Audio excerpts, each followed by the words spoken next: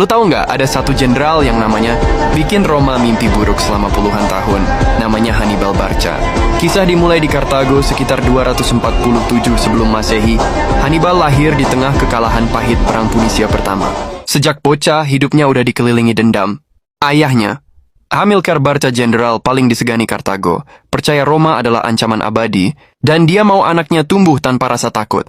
Waktu Hannibal umur sekitar 9 tahun, Hamilcar bawa dia ke altar, nyuruh dia meletakkan tangan di atas persembahan suci, dan bersumpah bahwa seumur hidupnya dia akan menjadi musuh Roma. Sumpah itu bukan simbolis. Buat Hannibal itu identitas. Dari kecil dia nggak hidup sebagai bangsawan. Dia hidup di kamp militer ayahnya di Hispania. Dia belajar naik kuda, berburu, bertarung, dan baca medan sebelum dia belajar baca tulisan. Dia ikut ayahnya dalam ekspedisi menaklukkan suku-suku Iberia. Saat Hamilcar mati dalam ekspedisi dan penerusnya, Hasdrubal Sang Indah dibunuh. Para jenderal Iberia langsung milih Hannibal, baru 26 tahun, sebagai panglima. Mereka tahu skill bocah itu bukan main-main. Begitu berkuasa, Hannibal cuma punya satu tujuan: menghancurkan Roma. Dia memulai dengan menyerang kota Imsaguntum, sekutu Roma. Itu membuat Roma marah, tapi Hannibal sudah siap. Alih-alih menunggu Roma menyerang Kartago lewat laut, dia lakukan manuver paling nekat dalam sejarah, membawa puluhan ribu tentara, ratusan kuda, dan 37 gajah perang menyeberangi sungai besar, suku liar, dan terakhir pegunungan Alpen. Perjalanan Alpen itu brutal. Salju, badai, longsor, kelaparan. Suku-suku barbar menyerang dari atas tebing. Banyak pasukan mati, beberapa gajah jatuh, tapi Hannibal nggak berhenti.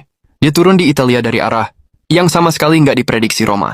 Dan begitu kakinya menyentuh tanah Italia, dia langsung jadi legenda hidup. Dari situ, dia ngasih serangkaian pelajaran strategi ke Roma. Di Trebia, dia jebak tentara Roma dengan trik sederhana tapi mematikan. Di Danau Trasimen, dia ngeset penyergapan terbesar dalam sejarah klasik. Tapi klimaksnya ada di Cannae 216 sebelum Masehi, di mana dia menghadapi pasukan Roma yang jumlahnya 2 kali lipat. Hannibal sengaja bikin barisannya melengkung ke dalam, pura-pura tampak lemah. Saat Roma maju terlalu jauh, pasukan sayap Hannibal nutup sisi kiri kanan, lalu kavaleri nutup belakang. Dalam beberapa jam, puluhan ribu prajurit Roma hancur. Strategi double envelopment, pengepungan ganda, itu masih dipelajari militer modern sampai sekarang. Roma ketakutan. Mereka berhenti ngelawan Hannibal secara langsung selama bertahun-tahun. Hannibal hidup di Italia lebih dari 16 tahun, memenangkan hampir semua pertempuran. Tapi dia punya satu masalah besar, negaranya sendiri.